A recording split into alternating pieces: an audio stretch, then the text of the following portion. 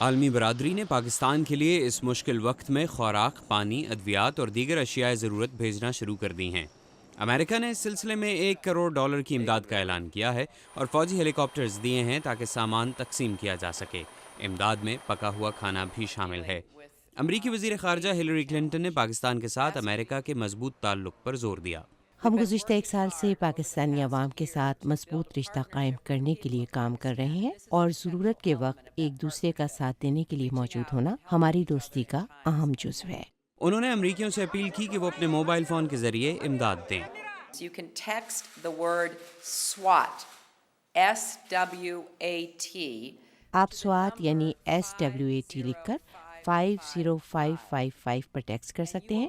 آپ $10 کی امداد دیں گے جس سے اقوام متحدہ کے مہاجرین کے ادارے کو سیلاب کے متاثرین تک خیمے، کپڑے، خوراک، پینے کا صاف پانی اور ادویات پہنچانے میں مدد ملے گی۔ To people displaced by floods.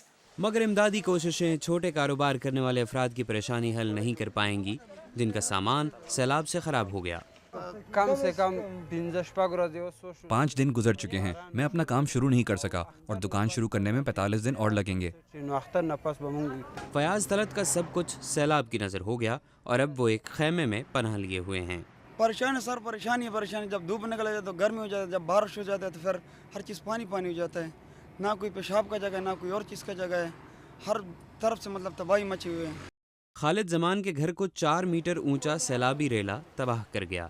Government سے ابھی ہمارا اتنا تم مطالبہ ہے کہ فوری طور پہ یہاں پہ آ کے لوگوں کی آواز سنیں، لوگوں میں گل مل جائے، ان کو کھانے پینے کی ضرورت ہے۔ گاؤں کا ایک اور باسی اپنی کہانی کچھ اس طرح سناتا ہے۔ ادھر بچے جو ہے نا پیاس سے مر رہے ہیں، 1 گلاس پانی نہیں ہے، 1 گلاس پانی تک نہیں ہے، پیاس سے لوگ مر رہے ہیں۔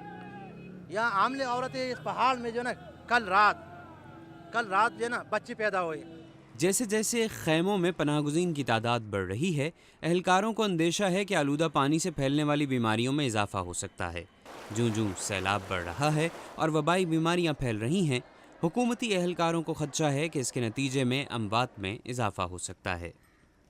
کارلا باب اور شان مرونی کے ساتھ محمد عاطف، اردو VOA۔